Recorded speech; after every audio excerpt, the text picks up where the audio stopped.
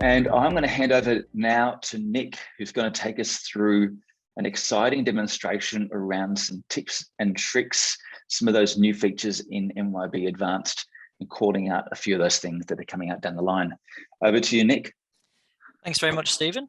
What I'm going to be covering off in my session today is I'm going to be covering off some new features that Stephen has mentioned in terms of coming into the system itself. And also I'll be showing you a few tips and tricks in terms of some of the items that are already in the system. So I'm going to be showing you to start off with the AR and AP dashboards. So those are new dashboards that have been added in via MYOB Advanced, via MYOB and Acumatica. Then we'll have a little look at the customers per company and branch. So there's a new method from a multi-entity point of view to actually limit who gets to see which customers based on your structure. Then we'll talk about the intercompany transactions and how that works within the system. So quite a crucial part if your business does that kind of transacting. And then I'll concentrate a little bit more on the workflow diagrams and also the business alerts or business events as such within the system. So from the first dashboard point of view, there's been a few new dashboards that have been created. So there is actually, there's two different ones, which is the AP dashboard and the AR dashboards. And you'll also notice there will be a financial controller dashboard as well. But essentially, these dashboards are things that Acumatica have decided to build. So it means that you get them straight away out of the box. And it means that you can see some really useful information in terms of your business. So things like outstanding bills, what open purchase orders you have, who are your top 10 suppliers.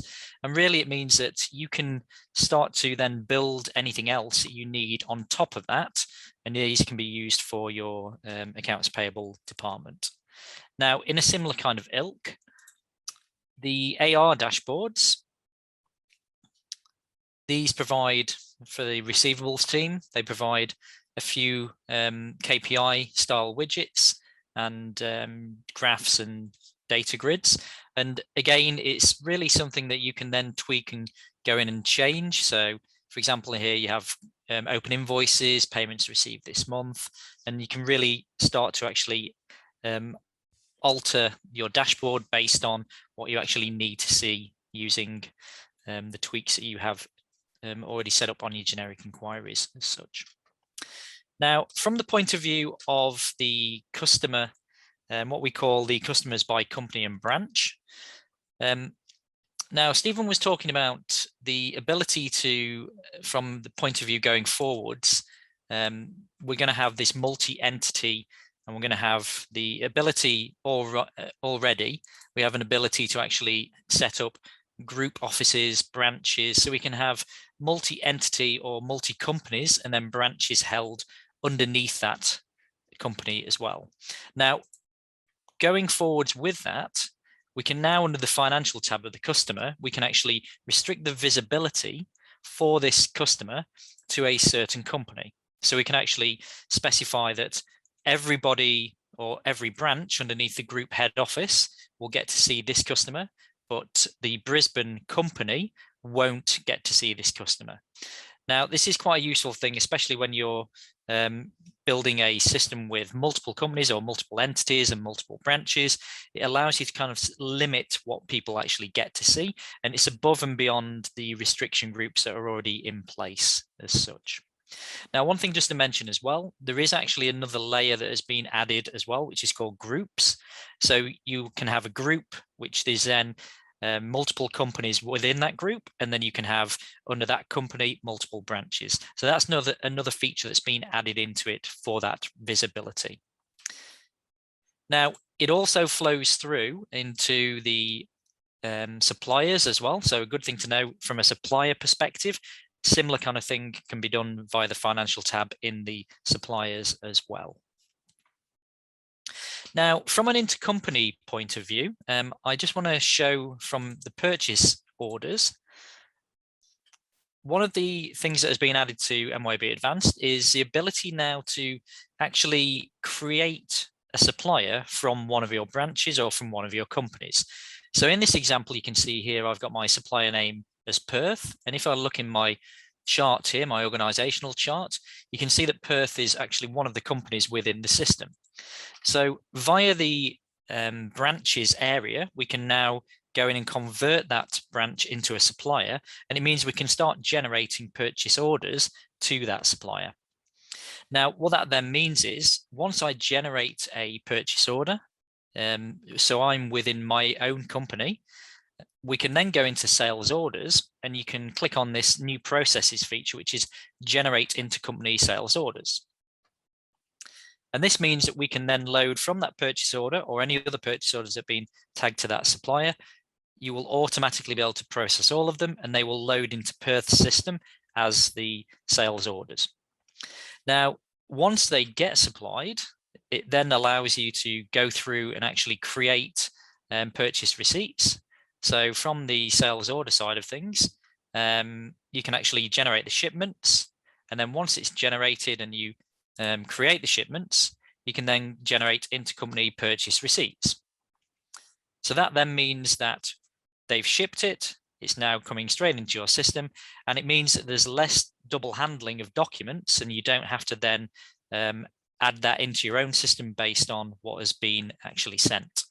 And then going forwards from that, once they generate an invoice for you, you also have in the processes as well the ability to actually generate those invoices from there as well. So you can actually generate the intercompany invoice, so it then creates as a bill itself.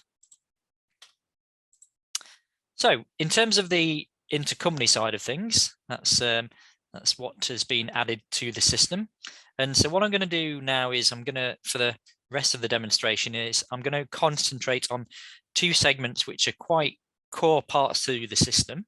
The first one being workflows, which is really the replacement for automation steps. So previously we had automation steps, and they're normally used mostly in things like sales orders or purchase orders, but they're actually Acumatica have changed it slightly, so they're actually going to go for a new kind of approach.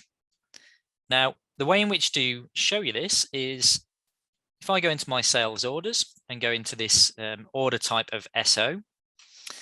So previously, the order type had the ability to say, my workflow for this order type is going to be like this, and I'd go into automation steps and actually change that and tweak that.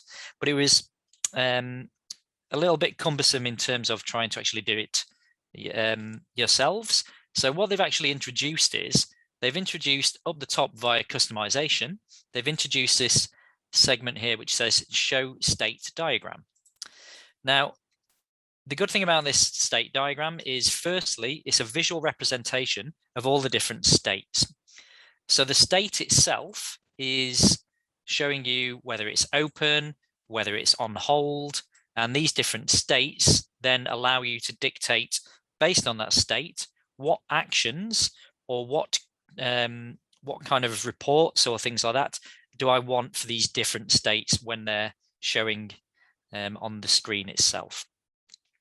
Now, simply from this state diagram, I can then go to my customized workflow, and it asks me for a project name. Now, what I would definitely recommend is if you're going to be utilizing something like this, then definitely speak to your partners first, because usually customizations are quite, they can be tricky to start off with, but there's simple things, and this is why they've changed it slightly to make that a little bit simpler.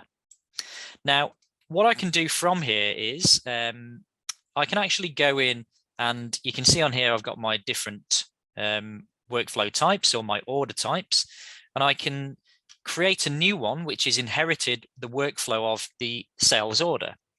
Now, if I drill into this, I'm just going to my sales order new.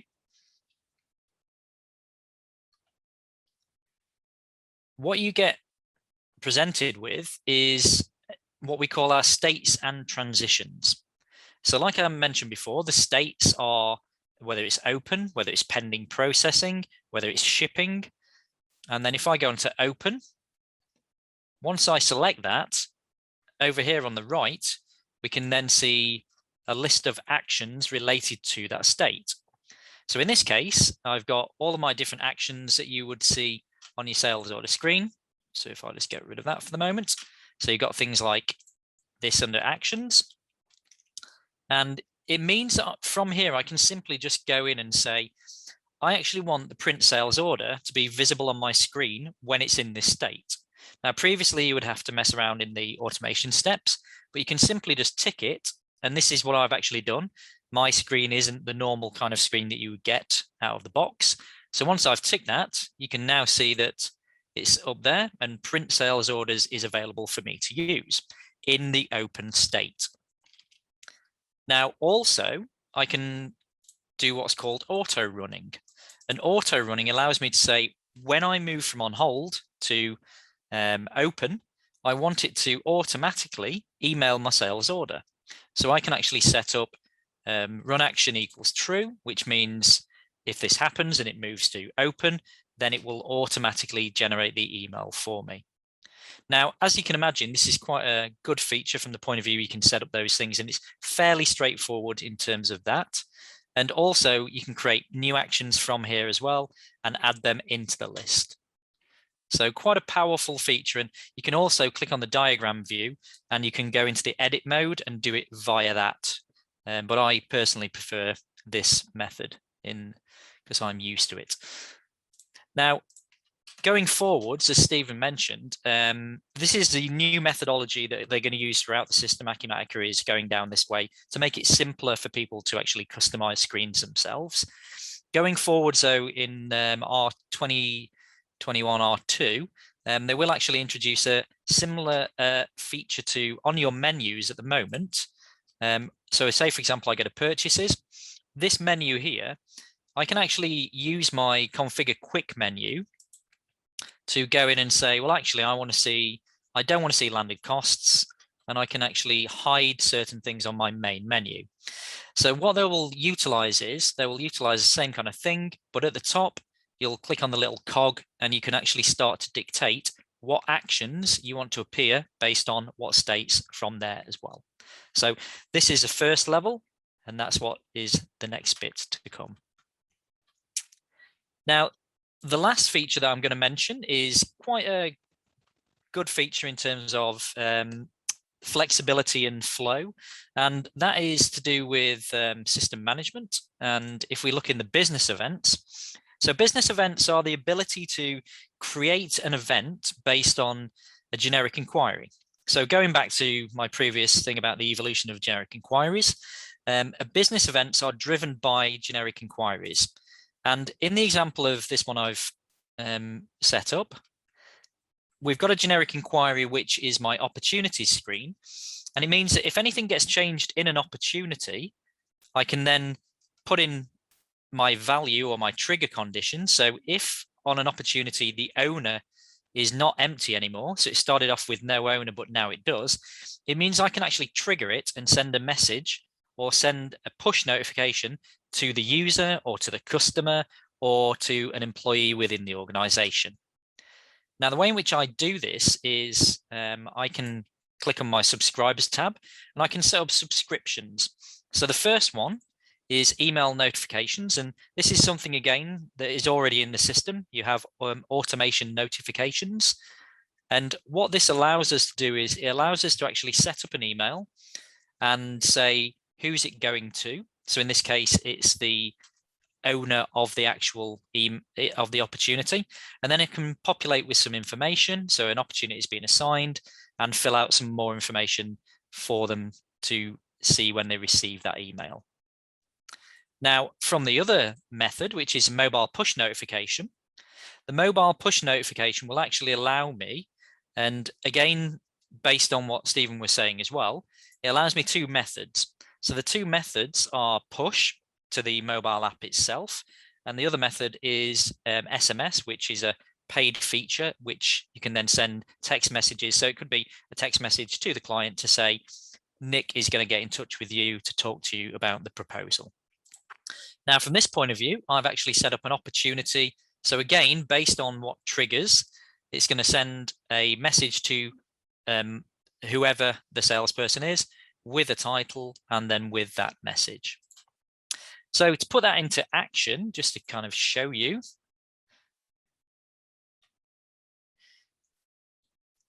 So this opportunity here, and I'll use my slide panel on this side of things. So this opportunity, I'm going to assign to myself. So if I just pop in my name and then just save that. Now, what that should do is it should do two things. Firstly, it'll send an email to myself. And then secondly, and I'll share my screen. It'll just be 1 second. Secondly, it will actually push a notification through to my mobile app. So at the top, you can see that we've got an opportunity there. So it says opportunity is being assigned to you. And it just gives me that ability, if I'm out on the road and a new opportunity comes through, I can then just click on it, check out the details and go, okay, yep, that's we need to have a quote. Has anything been quoted to them yet? You can see all of the details from there.